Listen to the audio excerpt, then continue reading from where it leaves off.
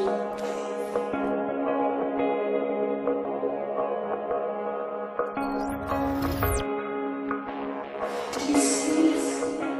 everybody, this is Ryan, also known as This Might D, and this is a video review of the Gears of War 3 Fenix Rising map pack released 17th of January 2012 on the Xbox 360. For 800 Microsoft points or free with the Gears of War 3 Season Pass in the Fenix Rising map pack, you'll be given a total of 4 brand new maps, an extra being a map remake from Gears of War 1 nonetheless, 4 characters, 2 of which are brand new, no weapon skins, and 2 new playlists to boot that showcase the Fenix Rising maps. Right away I was disappointed with the lack of weapon skins and the character selection. You'll get Freshball, Cole and Savage Cantus, both of which you could obtain before if you played enough in the beta and pre-ordered at a specific game store. But importing these in, whilst nice for the people that didn't have the characters before in the first place, it seems a little bit lazy. I don't understand why they would include the Savage Cantus in particular and not the other pre-order characters such as Mechanic Baird.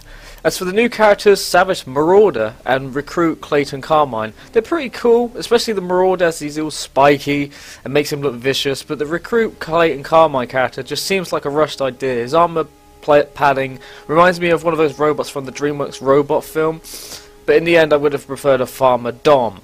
As for the maps go, they're pretty good. Academy is a rather large map that looks great and is probably my favourite of the bunch. It features wide open spaces in the centre with tighter, more confined areas to battle in around the centre. It reminds me of a larger version of Mausoleum from Gears of War 1 and shares some similar aesthetics with the look of it and the map design.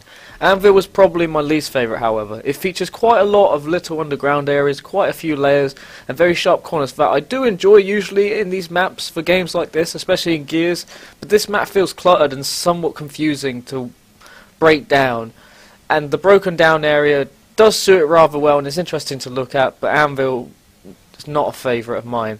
Deaths is probably my favourite to look at, however, but not necessary to play.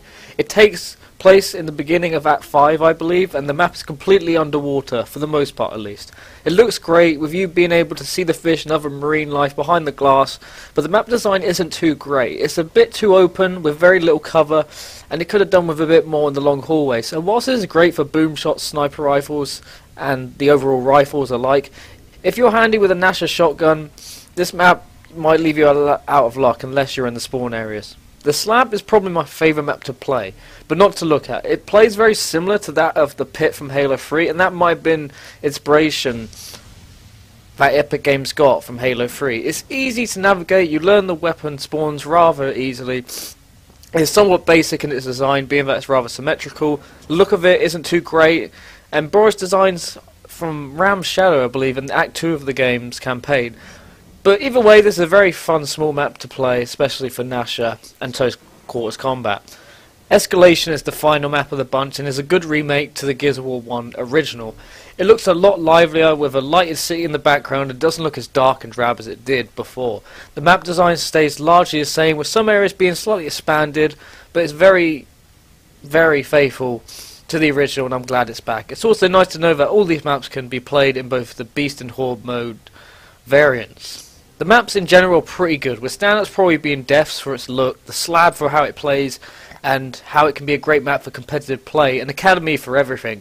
But in terms of game modes, you haven't got the standard affair, it seems. There are 2 new playlists added titled Stay Frosty and Alpha Execution. Stay Frosty is a blast and is very hectic and has everybody equipped with a hammer burst, 1 frag grenade and a snub pistol with a reduced rate of fire. Similarly, simply because you can die and kill people extremely quickly with this game mode with just 3 or 4 bullets, and there's no downing either, making this TDM variant very fast paced and very fun, and seems to be a good decision to up the lives from the original 15 to 35, as you'll see body parts explode a lot, including your own if you're not careful with your placement. Alpha Execution is much different and less dramatic, however. Equipped with a Lancer and a Nasher, you play it as if it's any old execution game with the gold twin 4 rounds, but instead of the sword off is not able to be selected and instead placed on the map as a map pickup weapon.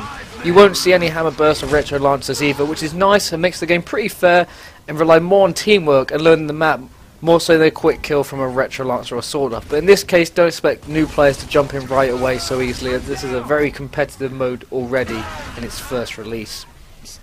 Along with 2 new playlists, there's a new feature in Gears of War 3 titled Re-Upping. If you've played enough Gears, you'll know the leveling system isn't too difficult, and many people have managed to reach level 100 as it is. But similarly with Call of Duty's Prestige system, Re-Upping de-ranks you from level 100 back to level 1. It gives you exclusive weapon camos, other bonuses, and of course helps towards the achievements. But aside from that, it just looks awful, and the only real difference it makes is to make your number look green or some other different colour instead of the standard white. The achievements are mostly tied to the re-upping portion of the game and obtaining all the original ribbons in the game, which seems more of a challenge in a way than the almighty Seriously 3.0 achievement, if you're doing it legit online at least. Nonetheless, the achievements add another 250 gamer score to the game. But as a whole, the Fenix Rising map pack is good, but not great in my opinion. If you're really into Gears of War 3, you're going to get regardless from watching my video or not. But if you got 800 Microsoft points, even if you're into the series, I wouldn't bother with this map pack. Only if you want to play with your friends desperately and they have the map pack as well. Instead, for 800 Microsoft points, you can get a really good arcade game for that price. But if you want to add more to your Gears of War 3 experience and maybe some achievement hunting, go ahead. I'm going to give the Fenix Rising map pack a 7 out of 10. I hope you guys enjoy the review. Give it a like if you enjoyed it, favourite if you would like as well, and subscribe to me to help support me. Alright, I'm going to end this review here. Hope you guys enjoyed it. Take care, have a nice day, and bye-bye.